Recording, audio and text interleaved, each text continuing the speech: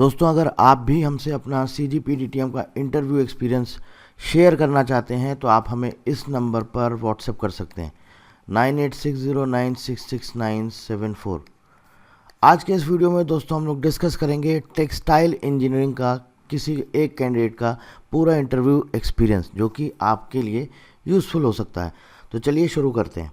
नमस्कार दोस्तों, कैसे हैं आप सब लोग। स्वागत है आपका अपने YouTube चैनल पर। दोस्तों, जैसा कि आप सबको पता है कि CGPDTM के ऑलरेडी इंटरव्यू चल रहे हैं और कई सारे इंटरव्यूज़ हो चुके हैं, बहुत सारे मैंने आपको शेयर भी कर दिए हैं। और इसके साथ साथ इसी सीरीज़ में आज हम आपके लिए लेके आए हैं टेक्सटाइल इंजीनियरिंग का इंटरव्यू एक्सपीरियंस CGPDTM का। देखिए, दो तीन चीज़ें यहाँ पर समझ में आई हैं इन पिछले 7-8 दिन में। जो ये इंटरव्यूअर आपसे क्वेश्चंस कर रहे हैं, अगर आपका फ्यूचर में किसी डेट में आपका एग्ज़ाम है, अपकमिंग आपका इंटरव्यू है, तो आपके लिए यूज़फुल रह सकता है। जैसे कि पॉइंट नंबर 1 ये है कि अगर आपने कोई प्रोजेक्ट किया है तो प्रोजेक्ट से रिलेटेड आपसे ये क्वेश्चन कर रहे हैं, ठीक है। पॉइंट नंबर 2, अगर आपका गैप है इंजीनियरिंग के बाद, या फिर आपने इंजीनियरिंग के बाद मान लीजिए आपने मास्टर्स किया है, मास्टर्स के बाद फिर आपने जॉब किया, फिर जॉब छोड़ा, फिर उसके बाद फिर आपने वापस से जो है गवर्नमेंट एग्ज़ाम्स की प्रिपरेशन करी, तो ये जो गैप है, इस गैप के बारे में आपसे वो क्वेश्चन कर रहे हैं। और इसके साथ साथ मोस्ट इम्पॉर्टेंट, IPR में आपको पता है वो कहाँ से पूछ रहे हैं। या तो बिल्कुल बेसिक क्वेश्चंस आपसे कर रहे हैं वो, या तो एकदम बेसिक क्वेश्चंस कर रहे हैं, और नहीं तो फिर आपकी जो ब्रांच है, आपकी जो फील्ड है, उससे रिलेटेड आपसे ये IPR से क्वेश्चन कर रहे हैं। अगर सपोज़ आपका सिविल है तो सिविल से रिलेटेड IPR से क्वेश्चन पूछा जाएगा। मैकेनिकल है तो मैकेनिकल से रिलेटेड IPR से जो भी क्वेश्चन होगा वो पूछा जाएगा। बायोमेडिकल है या फिर आपका टेक्सटाइल है, इस तरह की जितनी भी आपकी जिस भी ब्रांच है, जिस भी फील्ड से आप बिलोंग कर रहे हैं, या जिस फील्ड से आपने अप्लाई किया हुआ है, उसी फील्ड से रिलेटेड कोई ना कोई IPR का क्वेश्चन, कोई वो केस पूछ लेंगे। बताइए, क्या कोई आपका टेक्सटाइल से रिलेटेड कोई इशू हुआ है, कोई डिस्प्यूट हुआ, कोई केस है क्या, पेटेंट का है, कॉपीराइट का कोई है क्या, कुछ आप बता सकते हैं, कुछ आप इलेबोरेट कर सकते हैं क्या। इस तरह के क्वेश्चंस आपसे पूछे जा रहे हैं। तो ये 3-4 चीज़ें हैं जो अक्सर ये पूछी ही जा रही हैं। सबसे पहले आपका प्रोजेक्ट के बारे में आपसे पूछा जा रहा है। अगर आपने अपने ग्रेजुएशन में कोई प्रोजेक्ट किया हुआ है तो प्रोजेक्ट के बारे में पूछा जा रहा है, आपके गैप के बारे में पूछा जा रहा है, और IPR में जो भी आपकी स्ट्रीम है, जो भी आपकी ब्रांच है, उससे रिलेटेड क्वेश्चन किए जा रहे हैं। तो अब आपको समझ आ गया होगा कि फ्यूचर में अगर आपका इंटरव्यू है, आपको किस तरह से अपना प्रिपरेशन करनी है इंटरव्यू के लिए। अच्छा, एक चीज़ और मैं आपको बता देता हूँ, बहुत सारे कैंडिडेट्स का हमारे पास ऑलरेडी इंटरव्यू एक्सपीरियंस आ चुका है। अभी भी जिन कैंडिडेट्स का इंटरव्यू बचा हुआ है, बायोमेडिकल, बायोटेक, बायोकेमिस्ट्री, सिविल, इसके साथ साथ मैकेनिकल और आपका मेटलर्जी, जो भी इस तरह के कैंडिडेट्स का इंटरव्यू बचा हुआ है, इलेक्ट्रिकल, अगर आप हमसे अपना इंटरव्यू एक्सपीरियंस शेयर करना चाहते हैं तो 9860966974 पर शेयर कर सकते हैं। चलिए अब शुरू करते हैं। देखिए क्या क्या क्वेश्चन पूछे गए हैं। टेक्सटाइल इंजीनियरिंग से थे,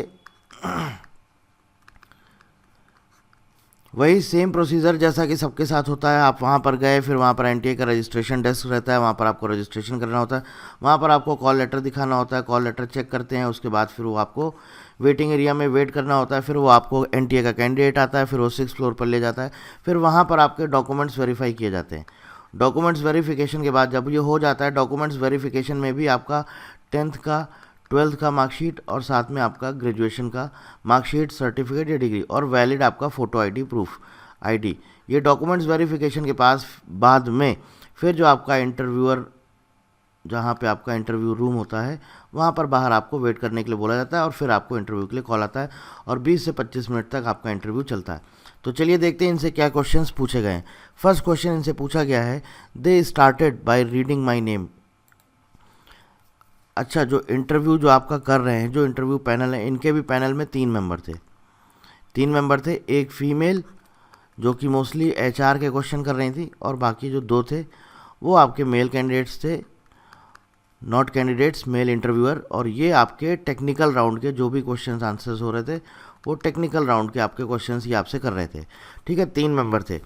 तो पहला तो इन्होंने क्या किया, इनके सबके पास आपका एप्लीकेशन फॉर्म और आपकी डिटेल्स वगैरह सब पहले से रहता है, ठीक है। They started by reading my name, 10th percentage, 12th percentage and then graduation percentage and passing year. फिर पासिंग ईयर देखा कि इन्होंने 2020 में इन्होंने ग्रेजुएशन किया है, बीटेक किया है टेक्सटाइल इंजीनियरिंग से। उसके बाद उन्होंने पूछा कि आपने लास्ट 4 ईयर्स में क्या किया।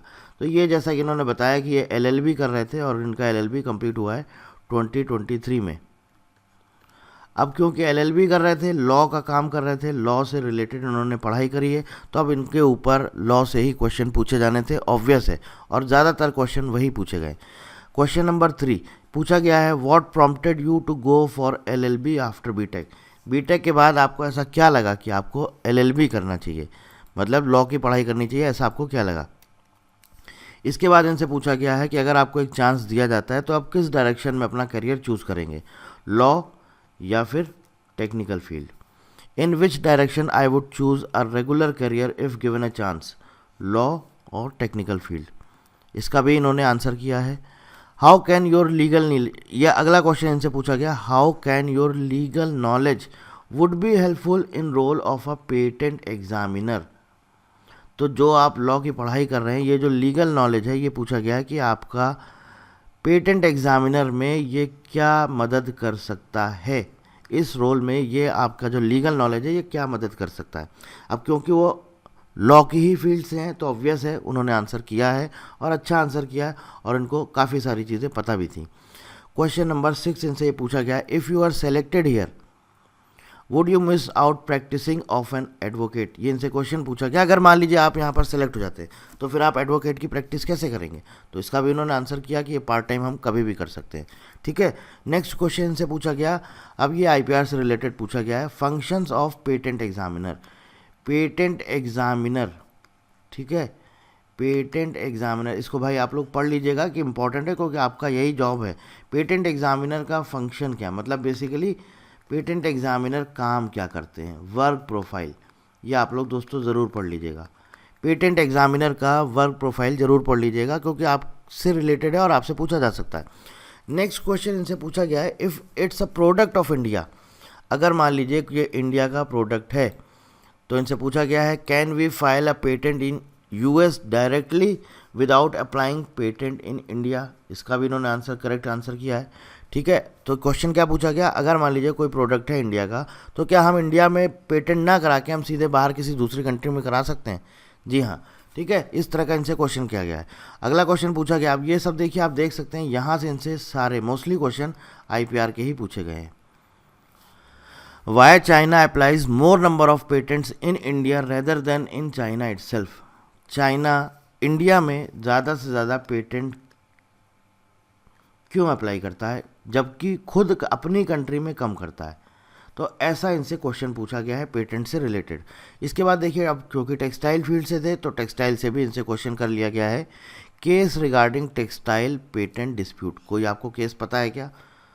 तो ऐसे ही मैं आपसे बोल रहा हूँ, अगर मान लीजिए सपोज आप केमिस्ट्री फील्ड से हैं, बायोमेडिकल से हैं, तो जिस भी फील्ड से उससे रिलेटेड कोई ना कोई पेटेंट का एक ना एक कोई ऐसा केस होगा, कोई भी केस स्टडी आप पढ़ सकते हैं, कोई ऐसा इशू होगा ये पढ़ सकते हैं। इसके अलावा अच्छा हाँ, मैं आपको एक चीज़ और बता देता हूँ, जीके में करंट अफेयर्स में अभी कल ही शायद केमिस्ट्री का किसी कैंडिडेट का इंटरव्यू हुआ है, शायद 6 को हुआ है, एग्जैक्ट मालूम नहीं। उनसे क्वेश्चन पूछा गया है आपका, एक तो जो बेंगलोर का वाटर क्राइसिस, और ये मैंने आपको अपने उसमें गाइड में भी मेंशन किया था कि आप इसको ज़रूर पढ़िएगा, पूछा जाएगा। वाटर क्राइसिस और इसके साथ साथ इलेक्टोरल बॉन्ड, इनसे उस पर क्वेश्चन किया गया है। तो उन्होंने सजेस्ट किया है कि सर अगर कोई कैंडिडेट जा रहा है पढ़ के तो उनसे बोल दीजिएगा कि जो भी करंट इश्यूज़ हैं इनको भी पढ़ सकते हैं, इम्पॉर्टेंट है। ठीक है, और बाकी मैंने आपको बताया जिस फील्ड से उससे रिलेटेड अपना एक आईपीआर का कोई ना कोई एक केस ज़रूर पढ़ लीजिएगा, केस स्टडी ज़रूर कर लीजिएगा। नेक्स्ट क्वेश्चन से टेक्निकल क्वेश्चन पूछा गया है टेक्सटाइल के बारे में, desirable properties of a textile fibre. Textile fibre की डिज़ायरेबल प्रॉपर्टीज़ बताइए। और इसके साथ साथ एक और इनसे टेक्निकल क्वेश्चन किया गया है, how can we measure lustre. How can we measure lustre. और आईपीआर से रिलेटेड इनसे लास्ट क्वेश्चन पूछा गया, that is an overview of IP legislation. ये आप सबको पता होगा, हमारा फर्स्ट लेक्चर था जो मैंने आपको ये पढ़ाया था। तो आईपी लेजिस्लेशन का एक ओवरव्यू इनको देना था, बताना था बेसिकली आईपी लेजिस्लेशन के बारे में। ठीक है, तो इस तरह के दोस्तों इनसे क्वेश्चंस करे गए हैं और होपफुली मुझे लगता है कि अगर आपका फ्यूचर में जब भी इंटरव्यू है तो ये आपके लिए ज़रूर मददगार होंगे। और आप अपना इंटरव्यू एक्सपीरियंस हमसे इस नंबर पर शेयर कर सकते हैं या फिर आप हमें ईमेल भी कर सकते हैं। जैसा आप शेयर करेंगे वैसा ही फिर हम अपने यूट्यूब चैनल पर उसी एक्सपीरियंस को शेयर कर देंगे ताकि और लोगों की मदद हो सके। किसी तरह की जानकारी चाहते हैं तो आप हमें व्हाट्सएप कर सकते हैं या फिर आप हमें इस वीडियो के नीचे कमेंट कर सकते हैं। So thank you very much and thank you for watching.